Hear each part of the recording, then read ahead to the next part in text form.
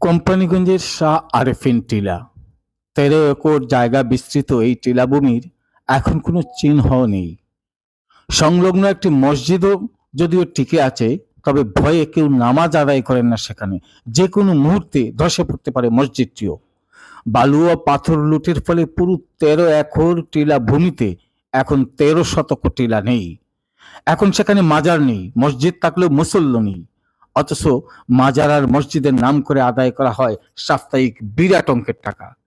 টিলাভূমি ধ্বংসের নেপথ্যে মাজারের বিগত খাদেমরা জড়িত ছিলেন এমন তথ্য জানিয়ে স্থানীয়রা জানান, জালিয়ারপাল নিবাসী মৃত ফকির আব্দুল মনাফ ছিলেন শাহ আরেফিন মাজারের খাদেম।